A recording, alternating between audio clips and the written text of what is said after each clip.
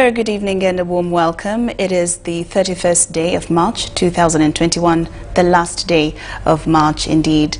And this is UBC News at 8. I'm Lauryn, Masika, Kazimoto, and in the sign language we do have Elizabeth Nakakoni. Let's first take a look at today's headlines.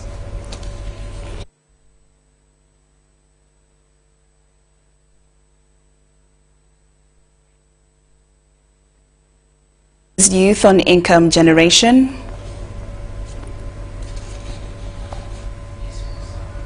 VP Sekandi launches solar plant project in Mubende. Succession bill is not targeting men.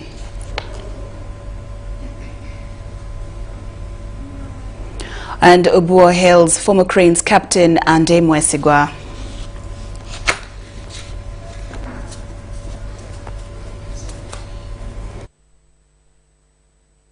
Good evening once again. This is UBC News at 8. I'm Lauryn, Masika, Kazimoto, and Elizabeth Nakakoni on sign language. Now we start off this news bulletin with President Yoweri Museveni has urged the youth to have a changed mindset towards work and be practical in their approach towards income generation. The President, who is also flanked by the First Lady and Minister for Education and Sports, Janet Kataha Museveni, was yesterday speaking at a scientific launch of Buyikwe Youth Model Farm at State House in Entebbe and not in Buyikwe district due to COVID-19 pandemic restrictions. Now the farm is an initiative of the Interreligious Council of Uganda. The launch was witnessed by over 100 youth who were previously homeless and others who are former street children and reformed juveniles. We have the story. Uganda.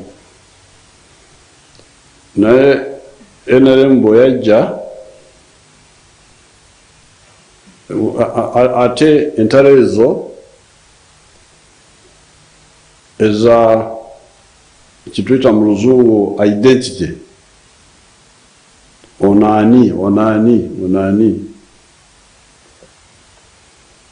zayingira no bire byofuzi ebizu by'abantu bifanagana oba olwadini ki oba oli wagwanga ki kati yeraini ya NRM yetwaleta okutandika mu mwaka 65.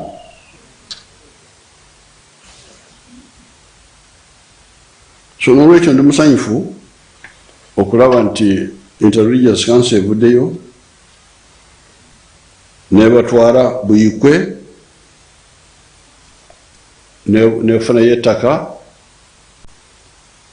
nebayigiriza mindset change okukyusa endowooza ate nebalaga nekyokulabirako practical ngenda okulagira aba gavumenti aba State House okusinga naye n'aba gavumenti yonna wamu bayambi Interreligious Council esobole okubayamba. My prayer now is for you, the young people. Your whole future is in front of you. You are blessed to be Ugandans. God loves Uganda. He has blessed us with such beautiful, fertile land with rain all the time. Now, what blesses me is to know that IRCU has taken you on, has got a land for the project. Go and do something that will set a standard and an example for others to come and learn from. Don't continue to tell stories that mourn of your problems, that look back. No, look forward now. And remember that you will eat from the sweat of your brow. Your Excellency, abaana baffe tujja kubatendeka okuyiga okusevinga ekibalo kigambo kibalo kyogerako bulijjo bannayuganda so si nti tebafuna ssente naye abamu ekibalo kibalema bakolera mmere ya leero ono atema ebikajjo ku luguudo bw'amaliriza n'asigazaawo zaanagulira ebikajjo enkya zino zaafunye leero aba aziridde azimalawo. This training targets the whole person. That is the head, the intellect, the heart, the character and emotional well-being, the hands, that is skills and talents, the house, community awareness and responsibility plus patriotism. It is intended to transform especially the disgruntled youth into responsible, innovative, productive, patriotic, morally upright members of society. I take this opportunity to launch this program. Now, the World Health Organization has explained reasons for Uganda's choice of AstraZeneca vaccine instead of the other vaccines on the market, qualifying it as suitable for the country. World Health Organization has also clarified that the AstraZeneca vaccine causes loss of libido, as there hasn't been any proven evidence to qualify these claims. The World Health Organization country representative Dr. Jonas Waldemariam disclosed this during a televised national update on the ongoing COVID-19 vaccination. Since the rollout of the vaccination against the COVID-19 pandemic, there have been allegations concerning side effects of the AstraZeneca vaccine, something that experts think is responsible for the slow uptake of the exercise. Reports of some countries abandoning the use of the AstraZeneca vaccine allege that the vaccine leads to loss of sexual appetite and blood clots. However, while updating the nation on the ongoing vaccination exercise, a team of health experts led by Dr. Jonas Waldemariam, the World Health Organization country representative, qualified the efficacy and efficiency of the AstraZeneca vaccine. People say it affects their libido and their sexual behavior, their potency. No, it doesn't. It doesn't, and this has not been seen as one of the side effects or adverse effects in probably by now 100 million people who have received the vaccine. Dr. Jonas also explains reasons responsible for Uganda's choice for AstraZeneca over the other vaccines. Looking at the three vaccines, their nature and the logistics they require was different. While AstraZeneca can be stored in a normal fridge, the Moderna and Pfizer would require a special freezers, which go into -20 and -80 respectively. So it is, on one hand, it was a decision of how easy it would be to ensure that with the investment done in Uganda that we can reach most of the people. But this is not a compromise on safety or quality. The director, Uganda Virus Research Institute, Dr. Posian Caleb, says Uganda's journey to develop own vaccine is on course. Meanwhile, the Ministry of Health has revised prioritized groups for vaccination to include and cater for a bigger population. The Assistant Commissioner, Vaccines and Immunization, Dr. Alfred Driwale, says this decision is intended to accommodate more Ugandans. So far, close to 90,000 people have been vaccinated, with health workers in the lead, followed by security officers, while teachers are reportedly taking a back seat in the exercise.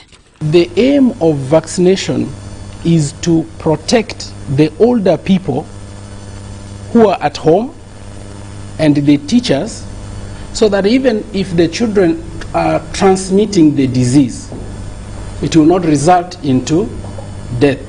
So if the children are moving from school, they go home, they see their older parents, their grandparents, they will infect them, and there we will see the deaths, we will see the severe forms of disease.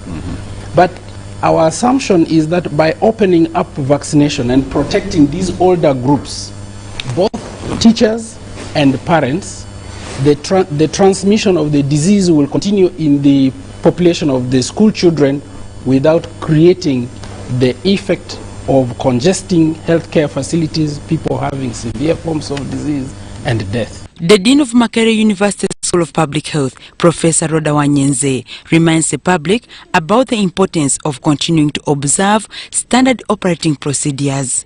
She categorically says, much as the ongoing vaccination process might interrupt acquisition and transmission of the virus, it remains vital for one to keep guard. We have increasing evidence that the variants might compromise the effectiveness of vaccines. Yes, the vaccines are still effective, even on some of these variants, but still it could compromise them. So we are not yet there, and because we have several emerging variants across several countries that have caused second and third waves, we must continue to do this. At the beginning of March, government received 964,000 doses of AstraZeneca vaccines, a donation from the COVAX facility and the government of India. According to plan, for starters, an individual will get a single dose with the hope that the second doses will be administered after the arrival of more doses sometime in May and June this year. Kazimoto, UBC News. Now, Uganda Women Parliamentary Association and women activists have clarified on the public perception that the Succession Amendment Bill 2018 is targeting property of men. The clarification follows controversial information arising from some sections of the public just a few hours from the passing of the amendments on Tuesday.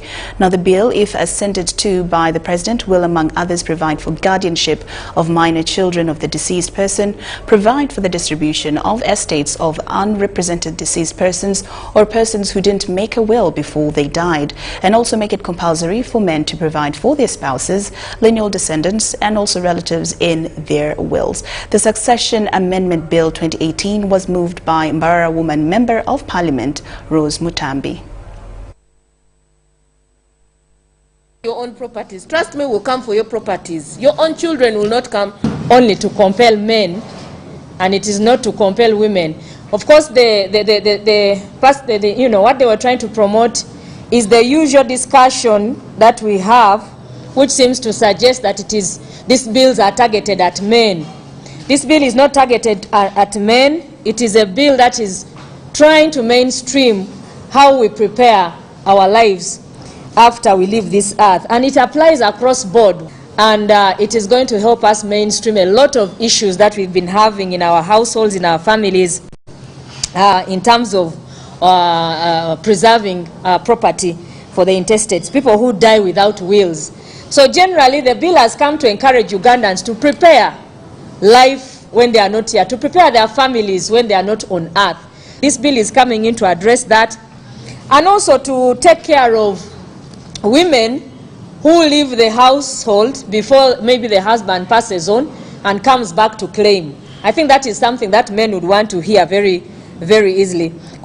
Clause 2, Parliament shall make appropriate laws for the protection of the rights of widows and widowers to inherit the property of their deceased spouses and to enjoy parental rights over their children. So it is not for women, it is for both.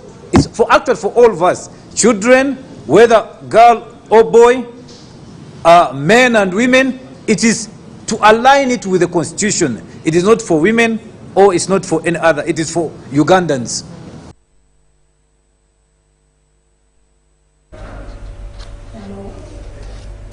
The Navigator of Uganda, Sylvia Najinda, has appealed to government to support women organizations to enable them increase in capital of their businesses. She said this while attending the Buganda Women's Day held at Bulange-Mengo. We have the details.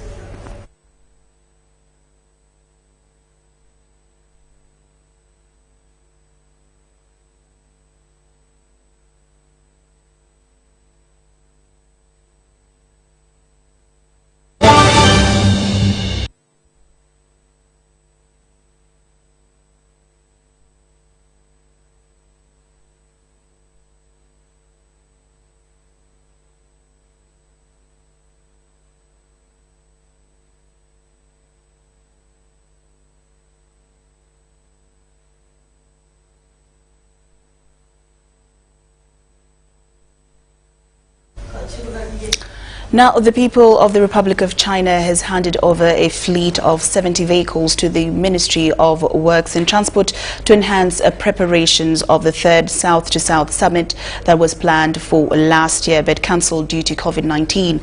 Now, the cars were received by the Ministry of Foreign Affairs, Sam Kutesa, and for Works General Katumba Wamala. Before the outbreak of COVID-19, Uganda was organizing a third South summit with China to discuss their relationship, which did not take place.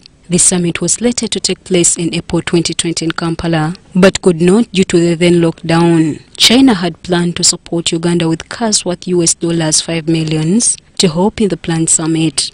Being a friend of Uganda, China has gone ahead to donate 70 vehicles that had been meant for the conference. During the handover of the vehicles, Ambassador Zeng Zuoqiang pledged to increase comprehensive partnership with Uganda.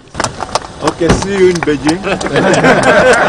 Now leads in foreign direct investment to Uganda. The investment volume is beyond $212 million. China stands ready to continue implementing the important consensus reached by our leaders. We will continue to increase the gold content of the China-Uganda Comprehensive Cooperative Partnership and to support Uganda's efforts in building a modern and prosperous country. Foreign Affairs Minister Sam Kutesa and that of Works and Transport General Katumba Wamala applauded the government of China for the continued support. That relations between Uganda and China are growing from strength to strength in the political, security, economic, social and scientific fields. China, for its solidarity and cooperation with Africa, and in particular during this COVID-19 pandemic. The fruit now is actually completing the equation that now they'll be driven on very nice roads. All of you know what's happening. The oil roads, Kampala-Entebbe Expressway, talk about the standard gauge railway which is in the offing. All this is because of the relationship we have with the Chinese government. This project is one of the outcomes of the Beijing summit of the Forum on China-Africa Cooperation in 2018 that was also attended by President Yoweri Kaguta Museveni. Shaidat Nasaku, UBC News. Butyawa Health Center 3 in Bulisa district is partially submerged following a rise in Lake Albert water levels. Residents are now trekking from a distance of 20 kilometers to the nearest facility located in Biso sub-county to seek health services. The closing of this facility is among the key issues residents raised in the local accountability meeting held by the Office of the Prime Minister in Biso sub-county, Bulisa district. Butyawa Health Center 2 in Butyawa sub-county Bulisa district is now inaccessible by residents after it was submerged by flood waters from Lake Albert. It had been roofed and the ceiling had been already placed. Most of the work had really been done. The few phases of completion remaining were halted as water submerged the facility. Whereas government advised services of the health facility to be relocated to Wantembo military barracks, residents resolved not to go. They keep saying that they are subjected to a number of conditions, such identifying oneself, and sometimes somebody may not be having an idea but yet sick. So they resolved that this health facility be relocated to a place they could easily access, which is even affordable to them. This has put the facility in the dilemma of operations, prompting the district officials to halt its operations. Patients are now left with the option of trekking over 20 kilometers to the nearest facility in Biso sub-county to seek health services. So as we speak right now, the health center is closed. Ladies and gentlemen, you are aware that if the facility is closed, it causes adverse effects to members of the community. For example, members cannot easily access, there are those on RT care, especially those that have diseases like HIV, AIDS, so they cannot access their services since the facility is closed. Then too, we have delicate patients like expectant mothers and so on. The closing of this facility is among the key issues the Wananchi raised during a local accountability meeting by the Office of the Prime Minister in Biso Sub-County, Bulisa District. The Minister of State for Karamoja Affairs, Moses Kizige, assured residents that the issue will be tabled before Cabinet for a possible action. We are going to escalate it to Cabinet level because I understand the Prime Minister has been here. So now we're going to escalate it to Cabinet level such that a decision is taken urgently, because you can't have people in an area which is full of mosquitoes and without a health facility. So we are going to escalate it to Cabinet level and a decision will be taken. If necessary, we will get money from the contingency fund and something is done expeditiously. We cannot leave them without a health center. This district is in need of close to 20 billion shillings for the relocation of the facility to a piece of land provided by some local residents. This report was compiled by Joseph Oko for UBC TV News. Mwanga 2 Magistrate Court has remanded A1 Musa Musasizi and Abdu Kasaja to Kitalya Government Prison on 4 charges of murder. Now the court, presided over by Magistrate Mugezi Amos, remanded the duo over suspected murder of 5 women in Nakulabye, Rubaga Division, Kampala District. Musa Musasizi, 23 years, a resident of Nakulabye, and Awan Abdul Kasaija, 23 years, a resident of Lusaze, have appeared before Grade 1 Magistrate of Mwanga 2 Magistrate Court this Wednesday. Before Magistrate Mugezi Amos, the two have been charged with 5 counts of murder and 1 count of being an accessory to a felony. Bagamba Musasizi Musa nakuva mwezi 12 Ogwokusatu 2021 Mujomba Zone 6 Nakulabye mu Kampala District. Mubugenderevera mu bumenyi bw'amateeka wati omuntu ayitibwa Nakitende Abigail.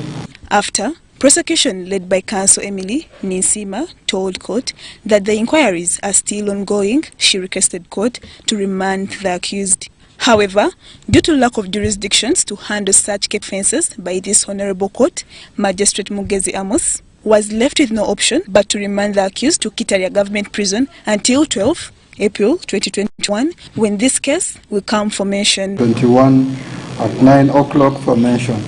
Ogenda kurumandi mukomera de Kitalya tusanga 12 ogwokuna sawa 3 z'okumakya. Prosecution alleges that between the month of February and March 2021, Musa Musasizi murdered Nakitende Abigail, Kansime Violet, Ahereza Maclean, Mutesi Elizabeth and Nabile Lauryn, and dumped their bodies in different parts of Kampala metropolitan areas.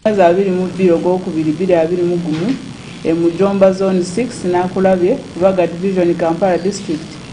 Mubugenderevera mu bumenyi bw'amateeka wati omuntu ayitibwa Ahereza Maclean. The said murders were committed in Mujomba, Zone 6, Nakulabye, Rubaga Division in Kampala District. However, the second accused, Abdul Kasaija, a boda rider, helped Musasizi to dump the body of Ahereza Maclean in Natete. It was alleged that the dead women in question were girlfriends to Musa Musasizi. Lydia Chomkama, Deborah Namamonde, UBC News. Very gruesome news right there, and of course a caution to all the ladies, please make sure that you're safe at all times. Now, the Minister for Education and Sports, Janet Museveni, has advised permanent secretaries in different ministries to collaborate while solving cross-cutting challenges during service delivery. Janet Museveni was releasing the 2019-2020 Uganda Allied Health examinations, where the issue of land grabbing majored for poor performance. The Uganda Allied Health Examinations Board assessed 6,006 candidates in the academic year of 2019-2020, where 4,829 passed, which represents 8.4%, while the rest are advised to repeat classes to satisfactory. Diploma in clinical psychiatry, it had only one candidate, and that one candidate didn't make it. So he has to go back to school. It's unfortunate he was alone, he didn't make it. While submitting these results to the Minister for Education and Sports, the board decried over the limited resources to carry on, which complicates science practicals, hence affecting the assessment and the general enrollment. Some institutions and hospital practicum sites are inadequately equipped to match the candidate numbers despite the government intervention to keep these health-trained institutions. Inadequate number of tutors in a number of allied health training institutions, and this negatively impacts on the candidates' performance. Our prayer is that all these successful candidates get absorbed into the service and that their performance is guided. Among other pertinent issues affecting the operations of the board include land grabbing, which administrators say affected the performance of the concluded academic year. Students' learning and practical exposure was interrupted by some people who wanted to grab institution land.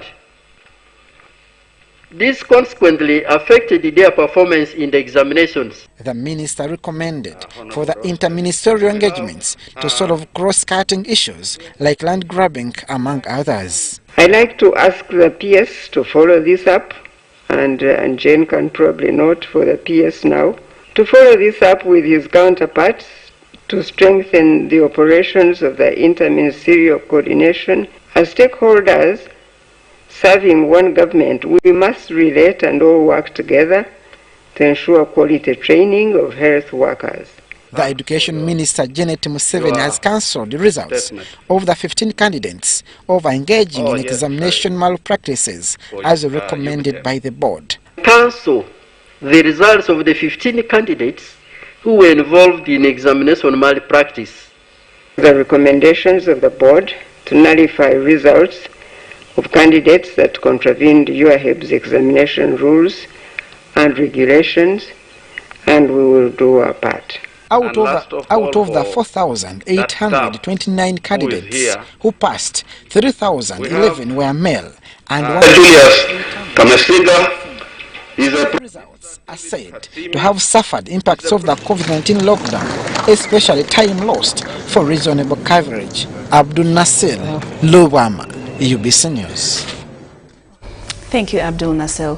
Now, the fate of the deaf girl child in Uganda has come to the fore during a 3-day modern batik art training workshop.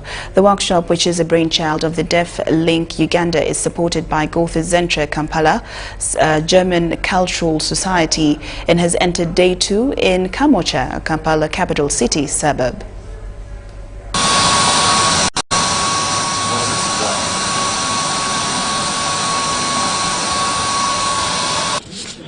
Many times we've heard or read about the notion that disability isn't inability. This has now come to the fore during a modern batik art workshop organized by Deaf Link Uganda for 7 deaf artists whose works not only amuse but are breathtaking.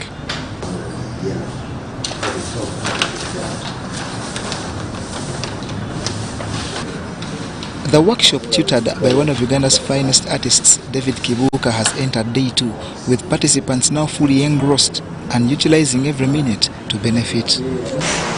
This is the first time I'm learning new modern batik art. I've never done this technique before. I feel extremely confident, and I've gained a lot of skills from this workshop. I intend to develop my skills to be better. I plan to get materials so that in future I can do this work. I can add to my tailoring and also modern batik art. This is what I plan to do in future. The interesting bit that makes this workshop beneficial to Uganda as a whole is its gender balance, with 3 women in attendance pointing to the much required women emancipation. Yesterday I learned how to do the designs on textile, and then after I had to use colors, different colors. It felt wonderful to learn this new technique. I am extremely interested and so excited. This learning is a lot of knowledge that I've acquired. But as the deaf strive to arm themselves with skills for economic empowerment, they decry the public that undermines and oftentimes stigmatizes them. Another thing I want to say is that people use this word kasiru, a negative term used for the deaf. But is that true? We are not stupid. We can learn, we can go to university, we can get any level of education. We can. So these terms that are negative towards the deaf must be stopped. God has made us the same. Day 2 has focused on toning and waxing, with all participants ensuring they meet the grade to enable them in this relatively new field. The workshop climaxes on Thursday with excellence to not only be rewarded, but advised to ensure a trickle-down effect to enable other deaf persons benefit. John Burns, Sentamo, reporting. A lovely initiative right there. Thank you, John Burns, for that story. Now, the Navigator of Uganda, Sylvia Najinda, has appealed to government to support women organizations to enable them increase in capital of their businesses. She said this while attending Buganda Women's Day held at Bulange Mengo. Buganda celebrated the Buganda Women's Day with women from different Buganda counties exhibiting a variety of products they make. The Navigator of Uganda, Sylvia Najinda, was officiating the Women's Day celebrations and visited different stalls with products made by Buganda women. Najinda appreciated the women for participating and competing with men in the grand exhibition. She was, however, concerned about family conflicts due to men's negligence of their responsibilities. COVID Signologist akosezza amawanga gonna mu nsi era wano ewaffe abakyala nabo bakosebwa nnyo mu ngeri ezitali zimu. Ekirala abawala baffe abato baafuna embuto bangi nnyo era nga bwe muwuliddeko, ate era n'abalala ne bakola ki ne badda ku mulimu gw'okukola obwamalaaya. Simanyi oba tuguyita mulimu naye bwekityo bwe kiri. The Navigator also appeals to government to raise funds for women organizations to enable them raise more income. Singa abantu bano bakwatibwako ne business ezo ne zongerebwamu ne balinyisa omutindo gwe bakola, ne balinyisa omutindo ne bafuna n'obutale, kubanga abakyala balina amagezi, bakozi, baagala, naye era nga balina okukwatibwako. Ate kino kiri mu nsi zonna, buli wotambula ensi zonna zonna ezikulaakulanye wabeerayo oluusi ezo ze bayita oba grants oba small loans, kugamba kuyamba ku ntandikwa, okuyamba abantu okutandika. The Katikiro of Buganda, Charles Peter Maiga, urged women to come out and engage in every business that creates wealth.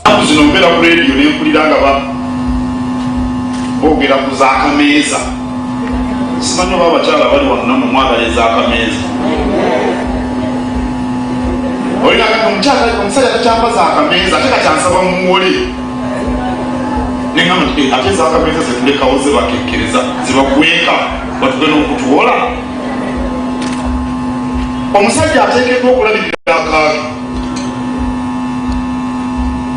naye omusajja bw'abanga wabuvunaanyizibwa ng'alabirira amakaage ng'alina omukyala omuyiiya, ng'alina omukyala omutetenkanya, mu bbanga tono ne ssente z'akameeza ziba tezekyetaagisa. The Minister for Health in Buganda Kingdom, Prosperous Nanchindu Kavuma, says men often let women down over work, which remains a challenge. Ayigayo nti abakyala batambulira wamu n'abaami ne batambuza emirimu egikola, naye ng'obusambattuko bukyaliyokko ne tujjayo n'enjogera gye twajja ewa Hajat omumbejja ndagire gwe simanyi oba waali yagamba kangaawo nti obwavu tubulekedde basajja. Navigator also handed over a check of 1 million shillings to Bulemezi County for excelling in the exhibition more than other counties. Sebida Andrew compiled this report. The Supreme Court has stayed the implementation of the Constitutional Court in a petition of the late Bob Kasango. The ruling of the Constitutional Court was defaulting officials of the judiciary who take over other government positions without first resigning as judges of court. The ruling singled out the Director of Public Prosecution and the Chairperson of the Electoral Commission who took over their new dockets without resigning their previous portfolios as judges of court. Following a judgment made by judges of the Constitutional Court led by Kenneth Kakulu, where court ordered that a serving judge should resign before taking up any other appointment in executive or constitutional offices in the case filed by the late Bob Kasango. Last week, the affected officers filed an application in Supreme Court for want of an interim to stay the implication of this order pending the hearing proceedings appeal in this case. These include Chairperson of Electoral Commission, Justice Simon Byabakama, the Judicial Service Commission Chairperson, Justice Benjamin Kabito, and the Director of Public Prosecution, Judge Jane Francis Abodo.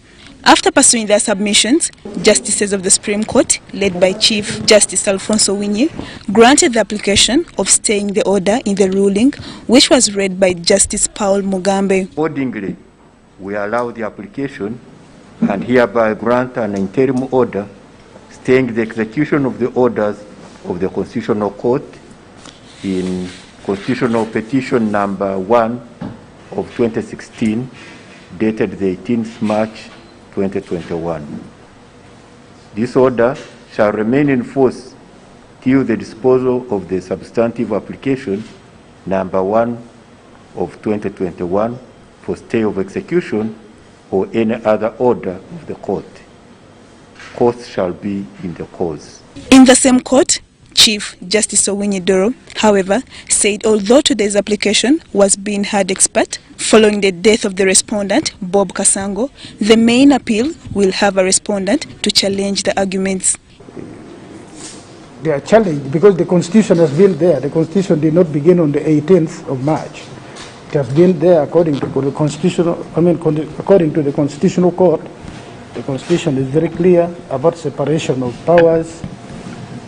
Now, if I understand them, it must be both physical and soft. Yes. Yesterday, Counsel Isaac Semakadde, through the watchdog, wrote to this court asking it not to proceed with the hearings of the case following the death of the respondent in this matter, Bob Kasango. Counsel Semakadde, who attended the court proceedings, made justifications of his writings to the court.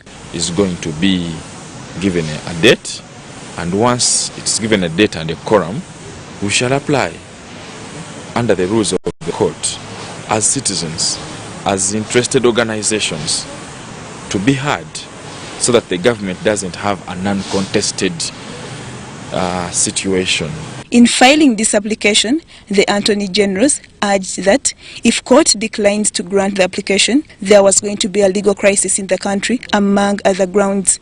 The Electoral Commission, in this application, urged that the swearing in of new leaders in the country, which is scheduled for May 2021, was going to be affected, yet it's one of its mandate to conduct the swearing in of the newly elected leader. Other applicants include the DPP's office and the Judicial Service Commission. Other justices on the panel are Stella Arach Omoko, Opio Aweri, and Ezekiel Muhanguzi. Lydia Chomkama, Deborah Namamonde, UBC News. State Minister for Youth and Children Affairs Florence Nachwala-Chinji has applauded Child Eye Foundation for championing the child rights amidst many challenges that are affecting the children and their communities. Nachwala made these remarks at Bugolobi Royal Suits while presiding over a ceremony of positive results of No Child Left Behind program. A number of children around the country are facing mistreatment, gender-based violence and exploitation. Child's Eye Foundation, a non-governmental organization, has since been helping children to return to their families by rebuilding support systems in partnership with government. But these are the challenges of community and the realities of what we have to go through. But we also want to celebrate those children who have gone home and remain at home, who are supported to stay there. At least 2,955 children from 755 families have been given medical care, food, health information as support to special needs children. The foundation's country director Susan Ajok says they have adapted the use of bicycles and smartphones program as a way of monitoring and reaching out to families utilizing community volunteers. Those received support for essentials during the time of hardship. We provided food, we provided medical care, and we offered rent support to some of those families. As at the end of 2020, we had transitioned 57 children from orphanages into safe and loving homes. Despite the challenge of COVID-19 pandemic, the foundation has worked tirelessly to keep a big number of children in gazetted homes. We cannot foster that alternative care approach without addressing the pull factors, what pushes these children out of their homes. And one of them is violence. People will tell you poverty. Poverty is too broad. Violence against children. The State Minister for Youth and Children's Affairs, Florence Nachula Chiyingi, applauded Child Eye Foundation for supporting children homes located in Tororo, Mpigi and Merchant Division in the Kampala district. So they went, they put their feet down, and today we have seen Tororo and the neighboring districts free of institutional care. So to speak, that a child should as much as possible be protected from danger and empowered, but while in the relevant communities. She said that a number of children homes have been closed for not following government laws and guidelines. So we have so far closed 169 child care institutions, but we are now going deeper to advise even those that are licensed to spread out as much as possible, to find children in their communities and to return them back. Meanwhile, 57 children were transitioned from orphanages to families. Haruna Mteisasira, UBC.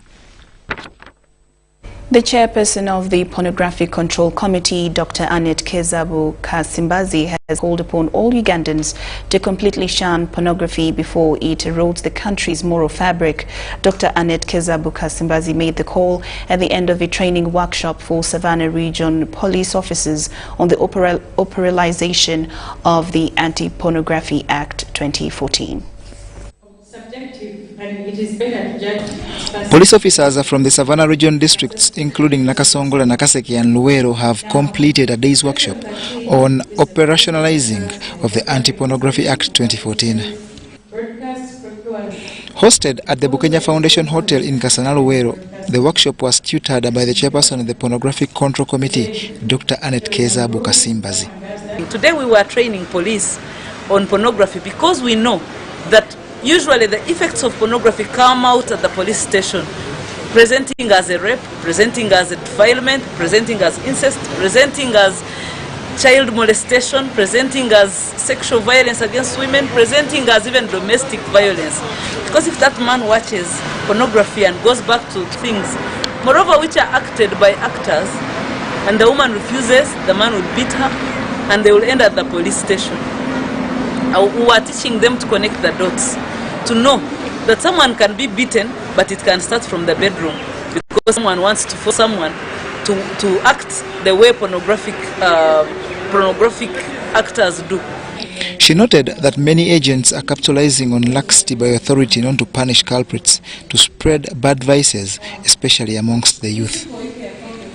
Kezabu says they are to work with the Uganda Communications Commissioner, the Media Council, the internet service providers and other mass media circulating organizations to block pornographic content circulating on their sites.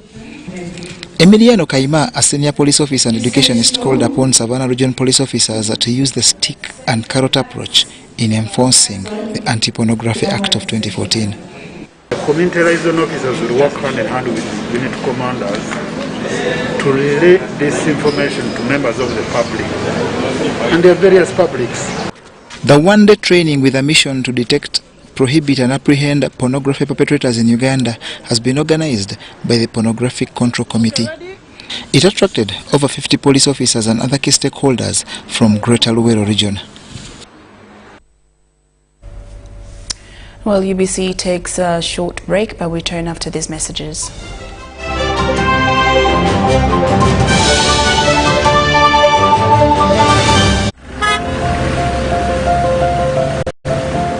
Kapo, you seem to be in a hurry. Where are you going to? I'm gonna pay URA visit.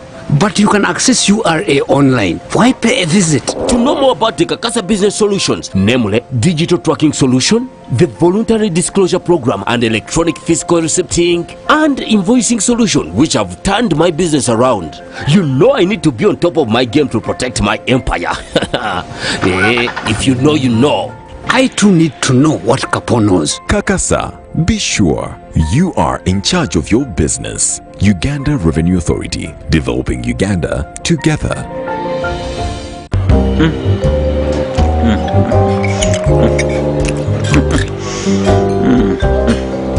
Wait.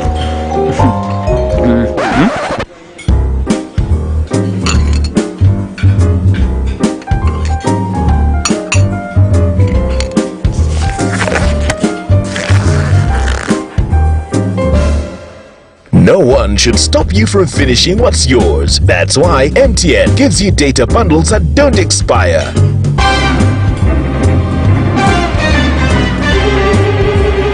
Load MTN Freedom Bundles using My MTN app and enjoy the freedom to finish your data bundles. MTN.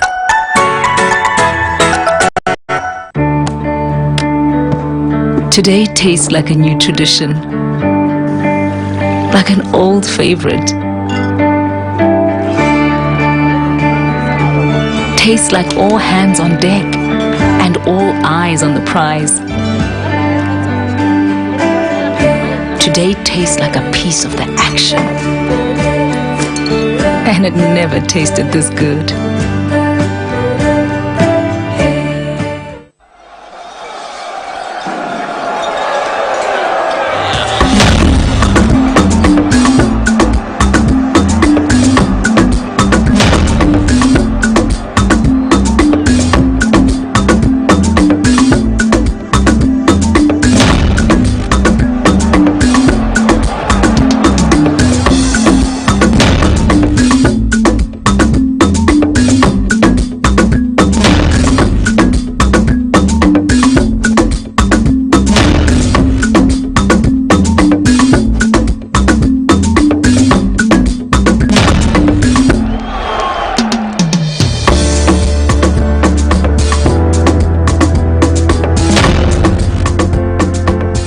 That's their way of stopping HIV.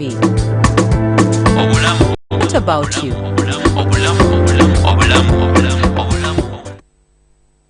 Stay connected to the largest 4G network in Uganda, anytime, anywhere, using the Airtel 4G Pocket MiFi, available at only 123,000 Uganda shillings. This comes with 15 GB free, valid for a month. You can connect up to 10 users at a go and still enjoy a shared yet unmatched internet experience. Dial *175*9# to activate free 15 GB. Visit the nearest Airtel shop to get one today. Airtel, the smartphone network.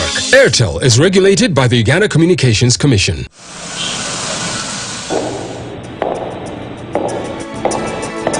We are National Drug Authority. We are National Drug Authority. Safe drugs, safe lives. Safe drugs. All payments for National Drug Authority services are made through designated bank accounts. National Drug Authority. Safe drugs, save lives.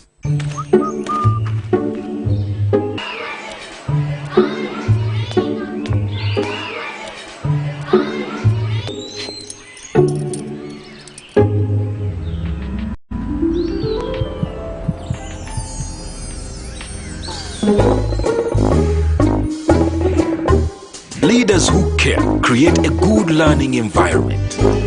Because a good school equals a better life. Raising voices.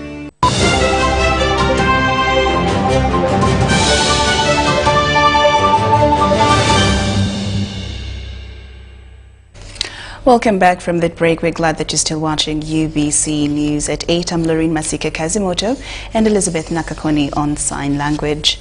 Now, the Vice President Edward Kiwanuka Sekandi has advised Mubende district residents to prioritize activities that increase household incomes. Sekandi was launching the construction of the 20 megawatt Sabokonge solar plant line in Kabende village in Mubende district.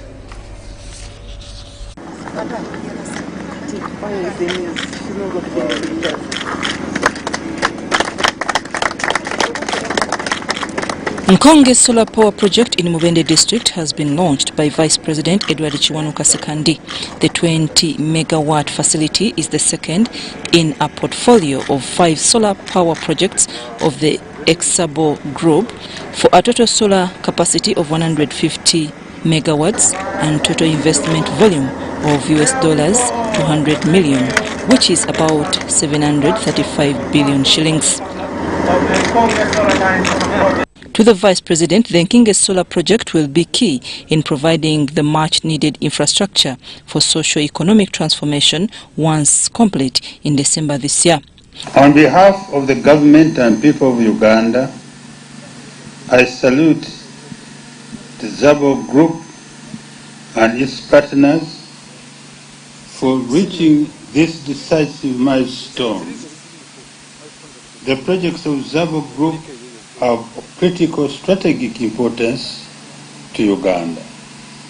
Edward Kiwanuka Sekandi, Vice President of Uganda, said this will facilitate activities for wealth creation and reduce subsistence production. It is the declared aim of NRM government to wake up our people and get them out of poverty. We want all of you not to merely produce for your stomach, but make money and increase your household income by selling your produce locally, nationally, in the region market, and beyond.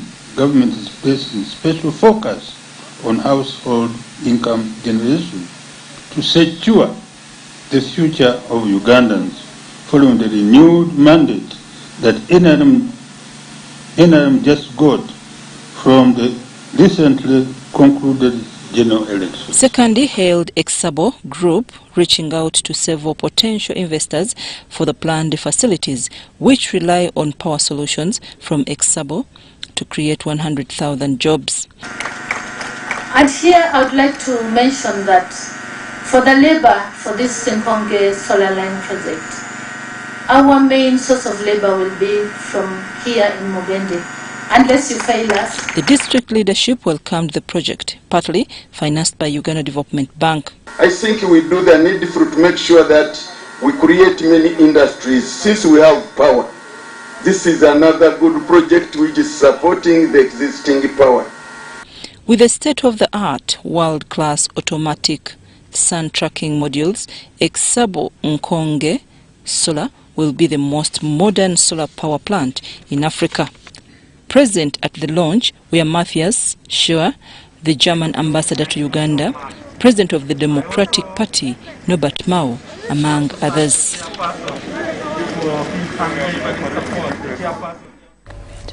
Now, Stanbic Bank Uganda has released its 2020 financial results showing significant drop in its profits.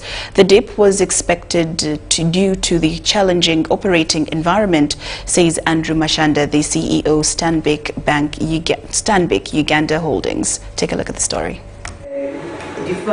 Profit after tax for Stanbic Bank Uganda dropped to 242 billion shillings, down from 259 billion shillings in 2019. The drop of 17 billion shillings is mainly attributed to the negative impact of COVID-19 pandemic to the client's business. However, loans and advances grew by 27% from 2.8 trillion shillings to 3.6 trillion shillings.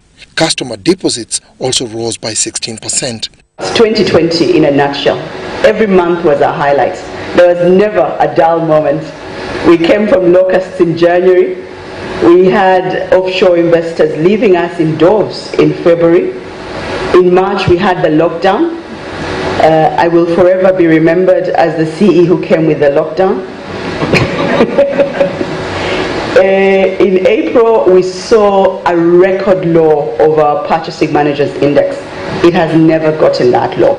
The bank's top management concur that 2020 was a challenging year, but through resilience, the bank delivered a commendable performance. The CEO Stanbic Bank Limited, Anjuko, projects a steady economic recovery within the next 5 years. New developments in the oil and gas sector are cited among the likely catalysts to speedy economic recovery.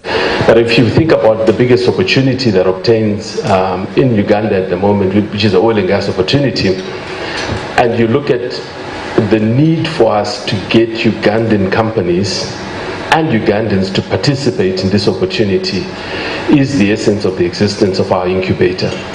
So what we are doing in the incubator is to prepare Ugandan companies, SMEs, to be prepared to be full participants. And we have seen that over $20 billion US, 6 billion of that is to be spent onshore.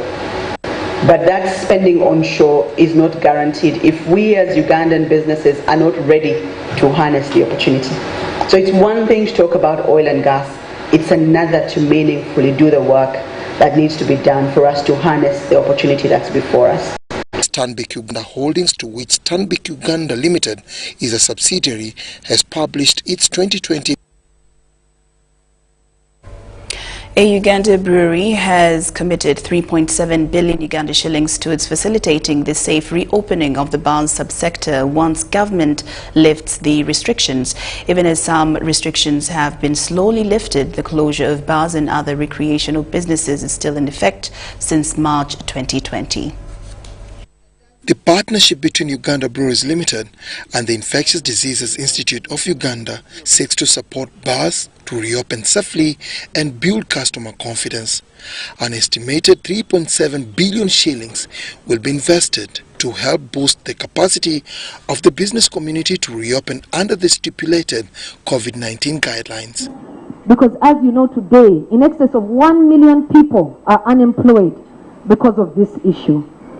So ours is to provide hygiene, safety standards, SOPs of which we have sampled you at the entrance, social distancing and spacing equipment to enable this sector return to work in the most safe and secure way. The bar subsector and other recreational businesses, which employs approximately 1.3 million people directly and indirectly, is yet to be officially opened. And contributes about 2.5 trillion Uganda shillings in its own turnover. So it's a huge sector. And for it to be as disrupted as it's currently gone through, we need to say, what's an amicable way of making it work in the coming days as we stem and manage COVID?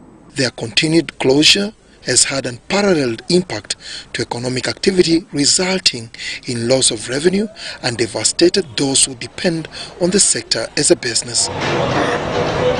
The Minister of Trade, Industry and Cooperatives, Amelia Chambade, promised to engage the COVID-19 committee on the matter of reopening of the bar subsector. She, however, underscored the importance of strict adherence to the standard operating procedures when the subsector is finally reopened. But we are committed to ensure that we reactivate that employment sector. As much as we have been opening in phases, we are committed to opening the entire economy within a short time. It is very imperative that when bars are finally opened, they will do so in a safe and secure environment. In March 2020, government announced the closure of bars among other businesses due to the unprecedented nature of the COVID-19 pandemic. Although bars are not officially opened, some are said to be operating undercover. Dennis Igoa and Robin Yoso for UBC Business. Government of Uganda is exploiting every opportunity to improve gross domestic product with its latest emphasis targeting commercialization of sericulture technologies and innovations. Now the process is at rearing and cocoon production level, which is being achieved in the districts of Kamuli, Iganga, Kayunga, Nyoya, Shema and Mukono. The venture into sericulture will benefit Uganda in many ways, including solving the unemployment question. So we are now working out a program of bringing on board several young Ugandans that can be trained through the entire process of those post-cocoon processing, such as we are able to make the silk fabric from the country using the skills that we have. Our real target at the end of the 5 years is to employ approximately 150,000 workers, which is a huge contribution to the government strategy to create jobs and improve livelihoods. Now each of those is definitely going to earn money which is good enough to put that person into the middle income status. And then this will be done also on approximately 50,000 acres of land. Now the machines that we are bringing are able to process yarn from 1,000 acres of land, which is our current acreage that we are producing on.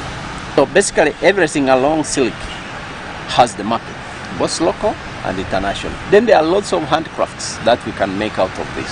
So in terms of the market and what we produce, we don't think we have any challenge, because even the little volume that we produce has a market.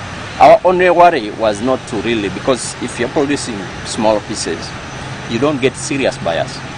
Hence our target of 50,000 acres of land, that is giving us a minimum of 2,000 metric tons of silk yarn. And there we are looking at real big income coming into the country. We are looking at $100 million coming into Ugandan economy every year. And that's what we want to contribute to this economy. And this will make us the second largest income earner or export earner or forex earner for this country after coffee.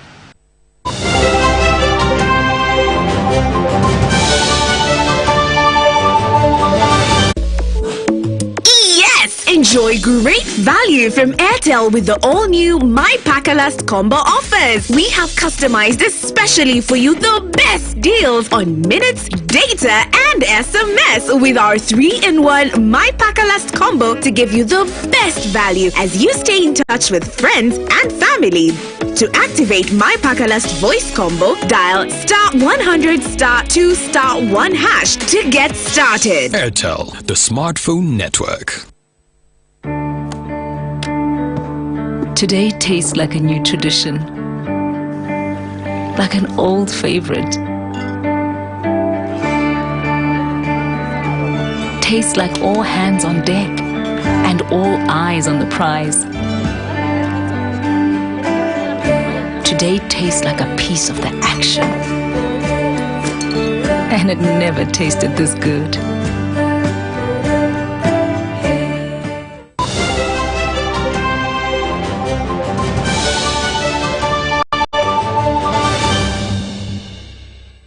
Welcome back from the break. Now into international. A to-be-published joint study from the World Health Organization and China states that the transmission of SARS-CoV-2 from bats to humans most likely occurred through another animal. Now the findings, which contribute towards an interpretation of COVID-19's origins, also states that it is extremely unlikely the pandemic virus occurred through a laboratory leak, which is a popular theory held among leadership outside of China at the beginning of the outbreak. A report based on a joint WHO-China study suggests COVID-19 most likely came about after being passed from an unknown animal to humans. The report also says the virus being leaked from a lab in Wuhan is an extremely unlikely scenario. However, the report says it's unclear what host passed the virus on to humans. We're also conducting a large number of surveys on animals, different type of animals, wild animals, animals from zoos, animals from farms, domestic animals, etc. Dozens of thousands of animals were tested and all negative. So again, showing the difficulty of picking up a particular species as a potential intermediary host. Two other scenarios: that the virus was passed directly from an animal, or that it was spread via frozen food, have extremes. Professor Yang Yungui, the Chinese head of the Joint Team's molecular tracing group, said there are no answers to questions such as when and where the virus broke the species boundary. 没有明确科学结论的病毒溯源研究，实际上一点也不奇怪。 An origin tracing study without clear scientific conclusions is actually not surprising at all. It just reproduces the similar problems encountered in the origin tracing of other major infectious diseases caused by viruses in the past, which illustrates the complexity and long-term nature of such study. Virus origins tracing is essentially a scientific issue, and the joint expert group carried out the work on the basis of science. The report comes after the WHO-China joint team carried out a 4-week study in Wuhan in January and February. They visited hospitals, markets, and labs, talking to staff, vendors, and medical workers. But experts say other countries should also carry out origins tracing studies. 我们联合专家组也达成了楼下共识。 The joint expert group has reached the consensus that further follow-up studies should be conducted on analysis of suspected cases of the new coronavirus in patient and environmental samples from around the world, reported before the end of January 2020. We recognize that it is necessary to understand the origins of the virus, which is key to better avoiding similar epidemics in the future. Experts are calling for origins tracing efforts to involve more countries and regions, not just in China, but around the world. Besides, identifying the origins of the virus is a complicated scientific issue to be carried out by experts, rather than something to be disrupted or politicized.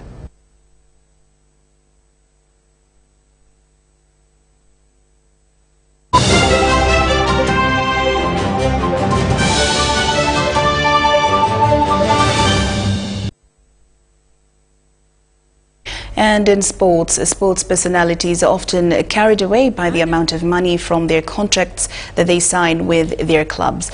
But for former Uganda Cranes captain and centre-back Andy Mwesigwa says that he's investing his savings in education back at home, a move he does not regret doing.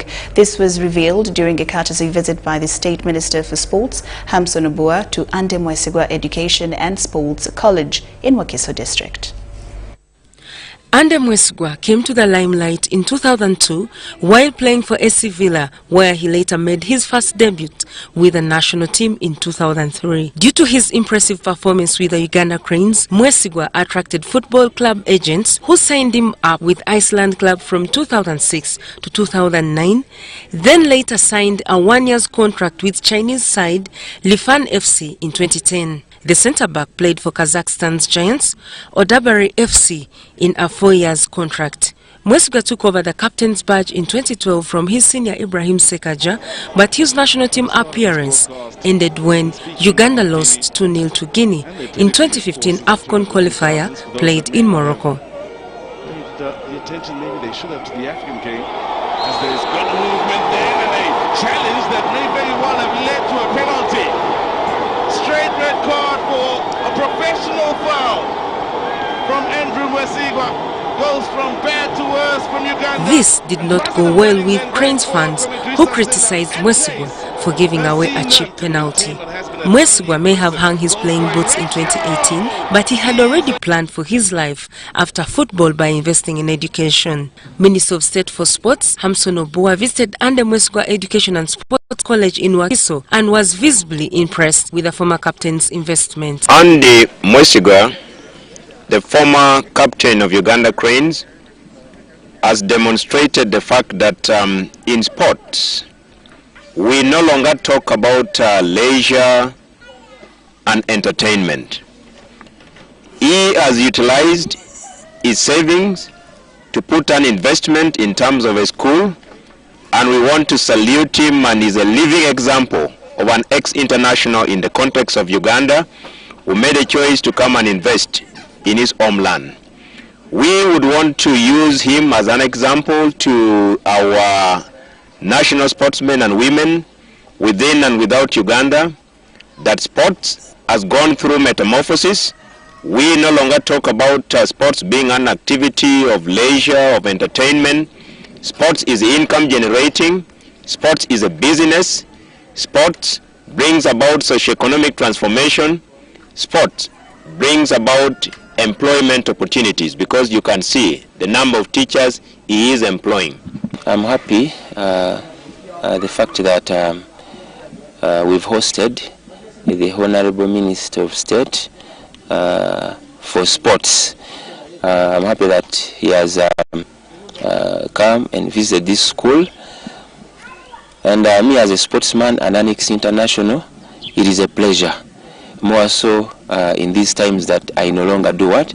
I no longer do sports. Mwesgwa advised the now playing athletes to invest their money rather than spending it in buying non-profitable things. One thing I would love to tell those young ones is that sports is, okay, all other sports disciplines, you know, they go with age. You can't do sports for the rest of your time actively. And so if you get to know that, I think it is high time that you start planning for that life after what? After being active in football or in any sport. So you know, in football or in any other sport, we do accumulate a lot of wealth, like instant and very fast. So you need to plan, knowing that time is going to come, maybe due to age, maybe due to form, that you cannot do it perfectly and the right way. So you should know that when that time comes, at least you have planned. He played 78 games for Cranes and scored 8 goals. For ABC News, Helen Barbara, Jizamba.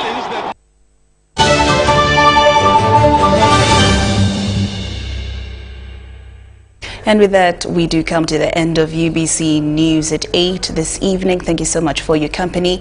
Do enjoy more of UBC Television's programming, especially the most talked about show in the land, Behind the Headlines. From myself and Elizabeth Nakakoni, we wish you a lovely, lovely night.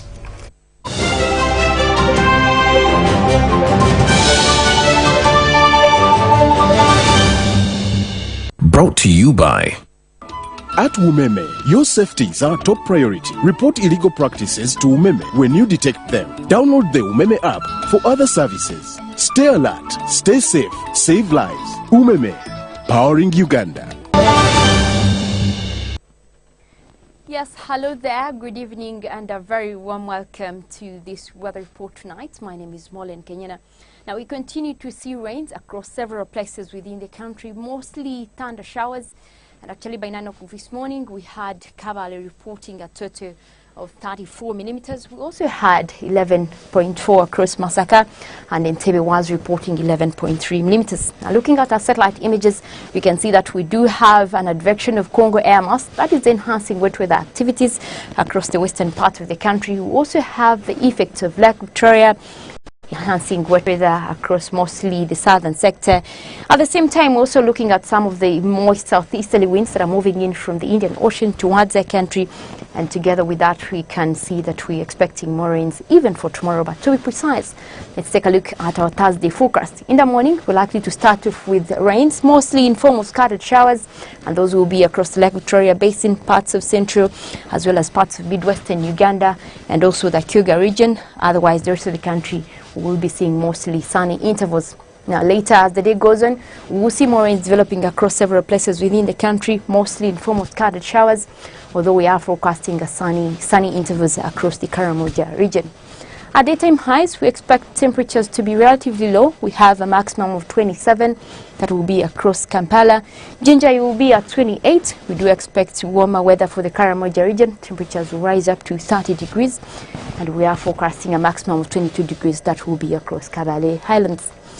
Some of the world cities we have for you, we're forecasting sunny intervals across London at a maximum of 15. We're also likely to have rains across Nairobi as well as New York, and a sunny day is forecast for Dubai as well as Pretoria, with very warm weather for Dubai at 33 degrees.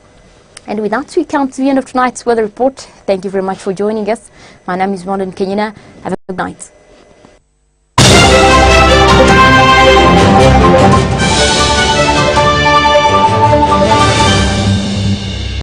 to you by... At Umeme, your safety is our top priority. Report illegal practices to Umeme when you detect them. Download the Umeme app for other services. Stay alert, stay safe, save lives. Umeme, powering Uganda.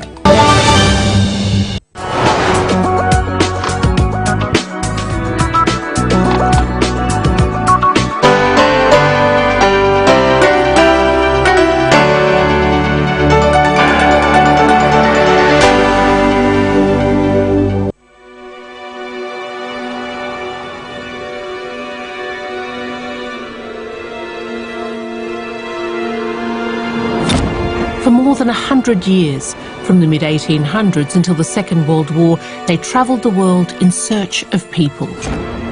Human beings they classified as exotic animals to be exhibited in human zoos. These exhibitions were a worldwide phenomenon. Throughout the 19th and 20th